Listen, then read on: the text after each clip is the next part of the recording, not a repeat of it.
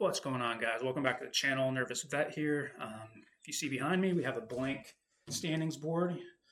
Regular season's over, so I got all the stuff removed, and what we're going to do now is a special video for you guys, and it's going to be have everyone ranked from how much points they gained from last year to this year. So our biggest improvers, and then the people who depreciated, the teams that depreciated the most from last year to this year. So we're just going to kind of rank the teams as they are trending over the last 2 years as far as points differentials. So didn't do a video the last few days. All the playoff spots were set, so we're pretty much good to go. But I was out of town visiting some family, so we're back in business. Going to start this back up now that the playoffs have started 4 minutes ago. So I'm going to breeze through this video and enjoy some playoff hockey myself this afternoon. But without further ado, we're going to go ahead and start this off. We'll go ahead and start off at the bottom. So how we're going to do this is we're going to have the teams who improved the most ranked all the way down in this row, all the way down, and we're going to start at second row, and then we'll have the teams that depreciated all the way at the bottom over here. So we'll just start from the bottom. First and foremost, and this isn't a huge knock on this team. I mean, they did fall way behind. Last year, they won the President's Trophy. So, I mean, the only way to go was really either lateral if they wanted to stay consistently the best, or to fall. But, I mean, they fell the most, and that's minus 34 points for the Winnipeg Jets. They had 116 last year, won the President's Trophy, and moved to 82. So we'll go ahead and put them on the bottom. Jets. And we'll have them way over here. We may need 3 rows, so. The Jets. All right. Y'all can see that. All right, next team up. No surprise here. I talked major shit on the entire division this year, but this team in particular did absolutely terrible. And that is the Vancouver Canucks. They had 90 points last year, and this year they only had 58. So they were a major downgrade. Vancouver Jets. Third on our list, another surprise team. They were one of the top teams in the East in an entire National Hockey League last year. It's Toronto Maple Leafs. They went from 108 points in 24-25 to only 78 points this year. So they're one of our big losers as well.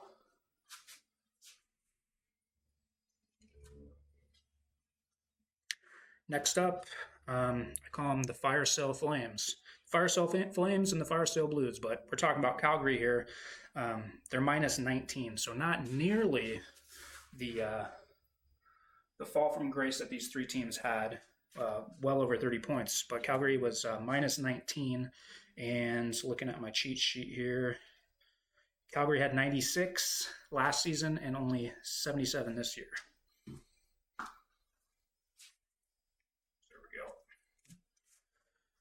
Another team, they were second place in the standings last year. They made a playoff push this year. They were eliminated in like the second to the last day of the regular season. But Washington Capitals had the best record in the East last year with 111 points. They still got over 90 this time, so it's not a huge knock on them, but they fall to 95, so minus 16 for the Washington Capitals.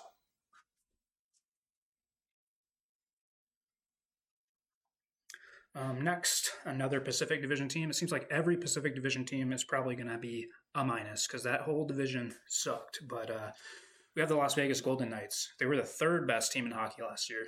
Second seed in the West. They had 110 points, and they fell to 95.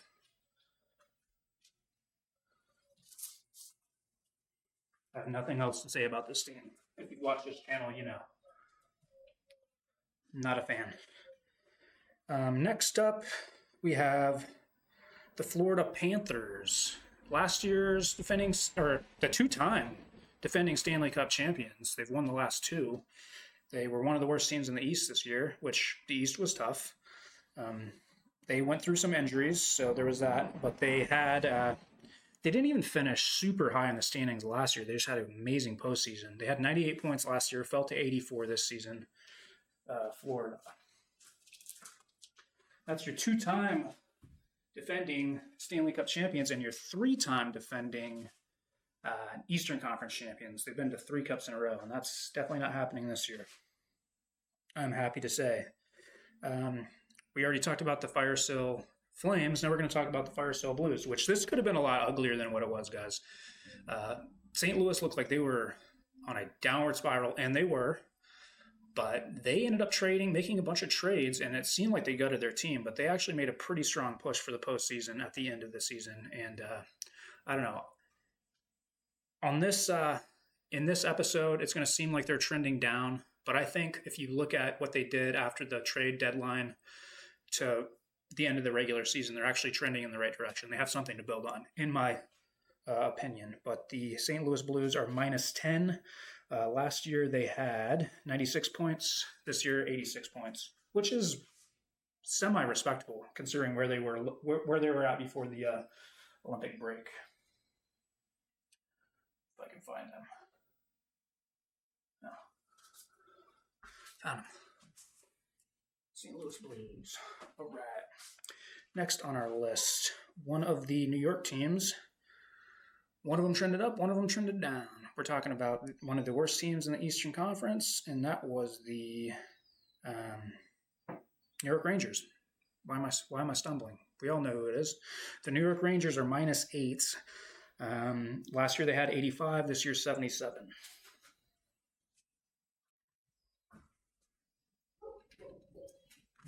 And there was not a lot of happy people in that front office either. So I expect them to make moves this offseason as well. We're going to start the next column.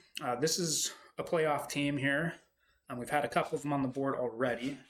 Just looking at it, obviously the Vegas Golden Knights. Well, the Vegas Golden Knights are the only playoff team that we have on the board so far.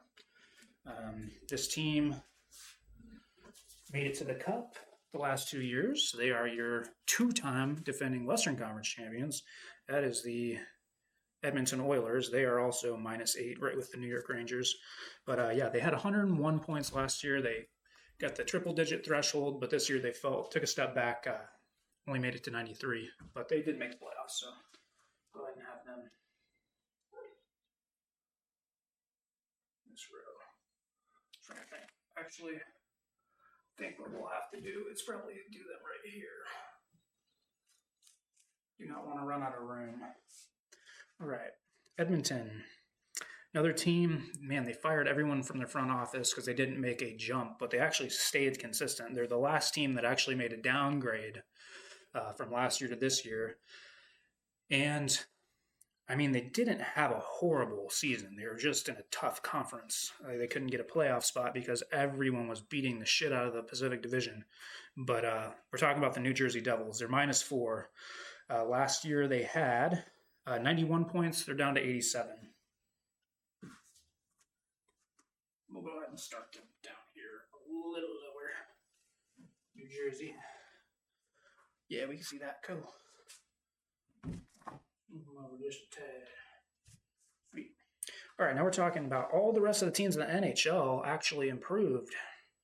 We had those bottom 3 teams that just are -30 points, so that left a lot of room for other teams that struggled last year to actually, stay moderately consistent, improve a little bit, or improve a lot, as we will find out. But the first team in the plus is the Ottawa Senators. So Ottawa, they made the playoffs this year. Congrats to them. They went from 97 points last year to 99 this year. Spacey's a little closer. This middle row will probably be a little longer, just so we fit everybody. I'll get out of the way. From there, we go to the Seattle Kraken. Seattle went from 76 to 79. Not a playoff team, of course, because the Pacific Division's terrible, but an improvement nonetheless. Right. 2 more teams with the +3. We're going to talk about the Columbus Blue Jackets. Made a push for the playoffs at the end of the year and kind of picked the wrong time of the year to go on and lose a bunch of games. So they did not make the playoffs, but Columbus has a +3 from last year. They had 89 points. This year 92, which if they played in the West would probably have been enough.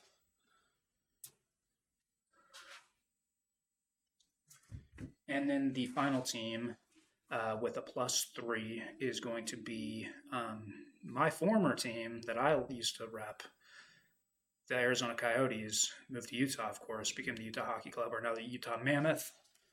They are +3 as well and are in that top wildcard spot in the West. And Utah went from, if I can just reference this really quickly, 89 to 92. So +3 for Utah as well. Alrighty, from there we're going to get into one of the heavy hitters over the last several seasons.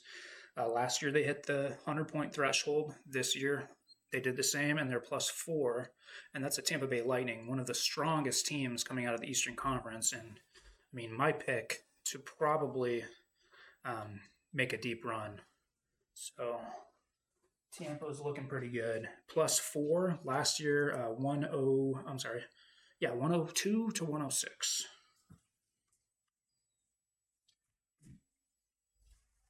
Tampa, move out of the way here.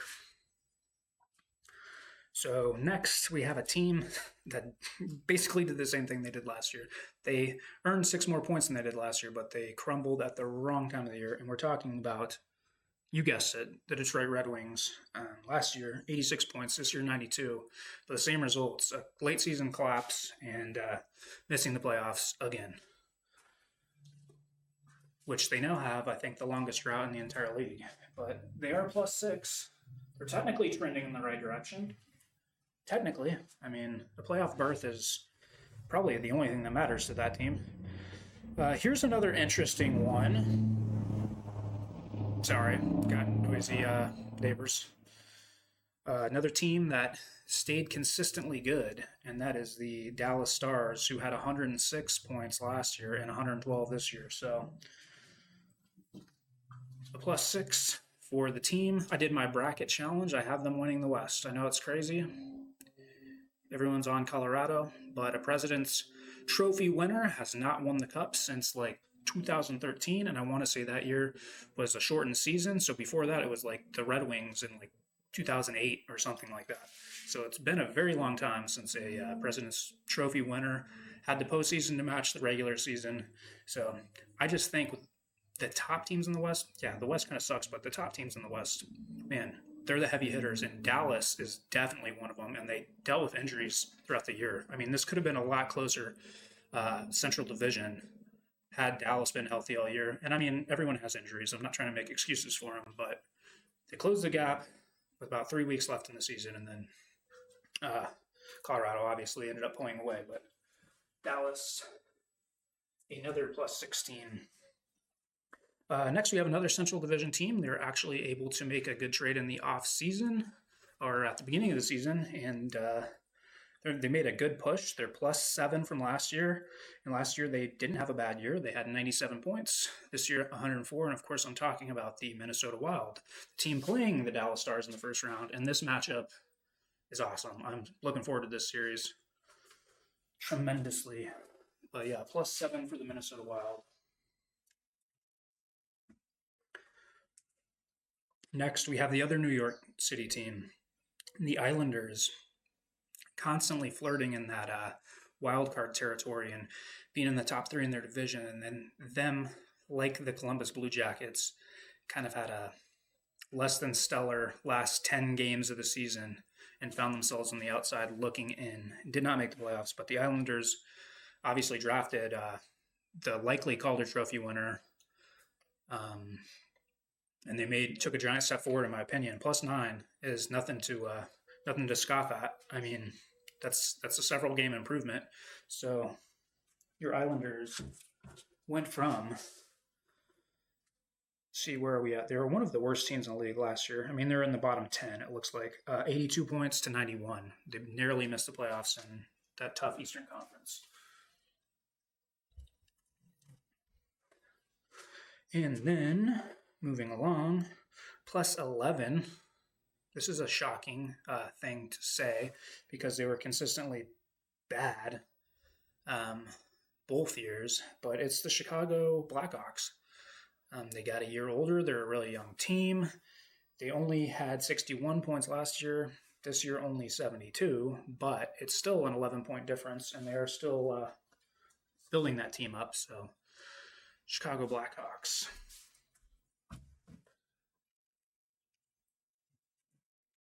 With a plus 11. So now we're going to get into the teams on this side of the board who did vast improvements. And we're going to start off with the team that could have won their division, but kind of pulled the same thing that the Islanders and the Columbus Blue Jackets did in the West, and that's the Anaheim Ducks. They were leading their division with about 10 or so days left in the season and just started losing games. I mean, the division race was tight, don't get me wrong, but started losing a bunch of games, and fortunately they were able to clinch, but they weren't looking good headed into the postseason. We'll see what that means when they're playing the I forget who they're playing.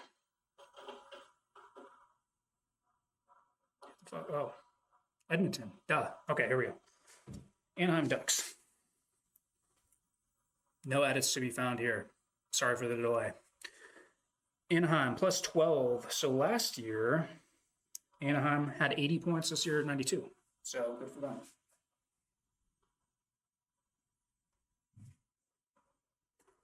Yeah, we can see them. All right. Next team was the number 1 seed in the East this year, and they were all right last year. Almost hit that 100-point threshold. We're talking about the Carolina Hurricanes, had 99 points in 2024-2025 and had 113 points this year. And they are my pick. I hate to say this because I'm a Sabres fan, but they are my pick to represent the East in the Cup this year.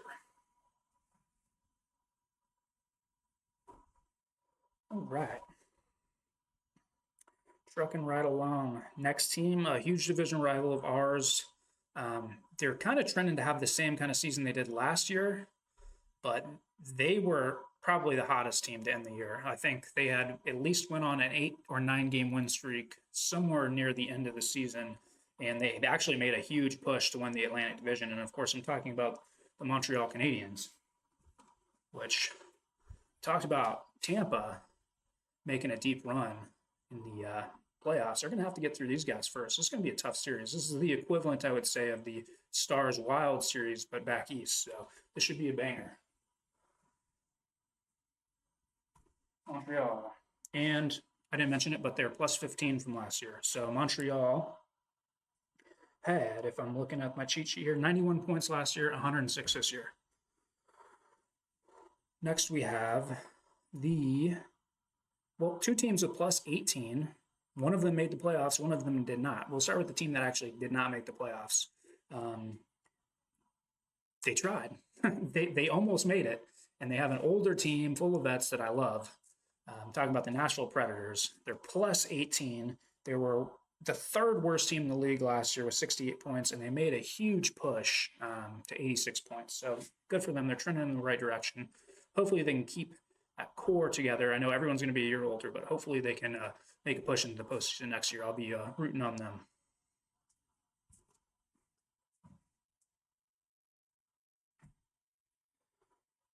All right, the other team with a plus 18, man, what else can you say? I thought that they were going to maybe blow it up soon. I heard a lot of people were talking about it, but they ended up like just turning it around. And I'm talking about, of course, the Pittsburgh Penguins. They dealt with injuries as well. I mean, what else is there to say? They're plus 18. Last year, they only had 80 points. Looked like it could be the twilight of a era, so to speak, in Pittsburgh. But, man, they're able to make the playoffs with 98 points, guys. And that Penguins-Flyers series is going to be amazing. But yeah.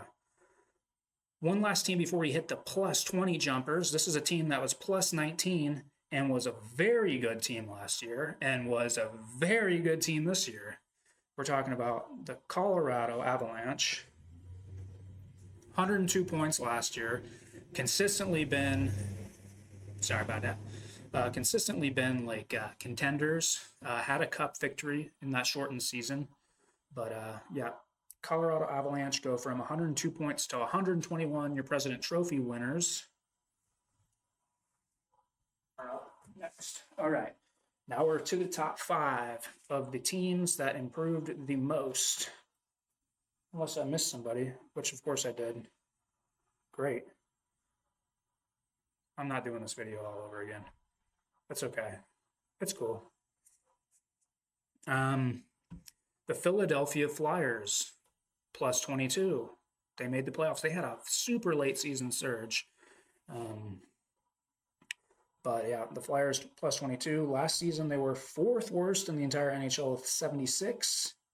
This year, 98, so plus 22 for Philly.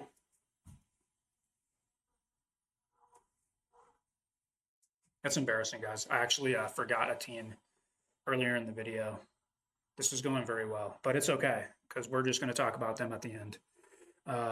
Next team, this is actually the 3rd highest improver, and that is the Boston Bruins.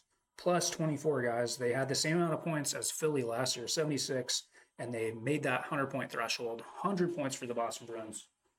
I think they're scumbags, and I hope we beat them. Hope we sweep them, but one of the top improving teams in all of the land. Now we're to the top 2, and they had over 30-point differential. Both these teams, well, we're talking about Buffalo Sabres at plus 30, guys. Plus 30. They were the 7th worst team in the NHL last year with 79 points. This year, we're at 109 points. One of the best seasons I can remember. Well, hell, the last time they made the playoffs, I was a junior in high school. So, Buffalo Sabres plus 30, guys. Playoff hockey's here, but man, I hope we can make a deep run. I really hope we can. We have our work cut out for us against this Bruins, but Buffalo plus 30, and I mean, we forgot about the Kings, but there's one other California team here that did great things because of certain phenom who actually set the record for points in a San Jose Sharks season, and that's Macklin Celebrini. Amazing player. I mean, he could turn into. He is one of the elite players. There's been like a small handful of guys that are just like a tier above the rest. And we're talking about the Nathan McKinnons, the Kucherovs, the Leon Draisaitl's, the Connor McDavids, and now the Macklin Celebrinis, because the kid is phenomenal. He's only 19 years old, and he is amazing. And I hope San Jose can make some kind of run in the future because they had always kind of hung around. Like most of their existence, they kind of spent being competitive. In the last few years, it's been pretty ugly. But man, what a guy to build around. San Jose Sharks plus 34. Last year, the worst team in the NHL with 52 points. This year with 86. They had a chance. They lost some games down the stretch that they probably shouldn't have lost if they wanted to make the top 8 in the West, but they didn't. But the future is bright for this team. And then now for the mistake team, because I am not redoing this. I really like how this take's going, and I love the energy, and I appreciate anybody who's watched this all the way through. I apologize for this mistake, but we have the Los Angeles Kings, and they were in a tie with a team pretty close to the bottom. LA is one of your playoff teams. Sorry, I got the garage door open. I like this natural light. But they're one of your playoff teams this year, and they're sending their boys off in style. Son of a bitch. Slovenian dude. Kopitar. He's playing his last season, but they were minus 15. They had 105 points last year. They fell to 90. Very similar to the team they were tied with, Las Vegas Golden Knights, at minus 15. So we'll just sneak these dudes right here. Y'all can see that. Maybe. But yeah, this is these are your teams, guys. The biggest improvers and the biggest teams that took a step back. You got playoff teams all over the board here. I mean, some had really great years last year and had okay years this year and fell back. Some teams had great years last year and were one of the worst teams in the NHL, and vice versa. So hope you all enjoyed this video. I enjoy putting it together because I love this kind of stuff. Crunching numbers. Cool FedEx guy. All right. But anyway, till next time, watch hockey. It's good for you. We got playoffs started like 28 minutes ago. I should have chosen another time to make this video. But anyway, we're uploading It's been a few days. Anyone who watches this, thank you guys so much. Comments if you have anything to add or anything you want me to cover, please do not hesitate. Like, subscribe, comment.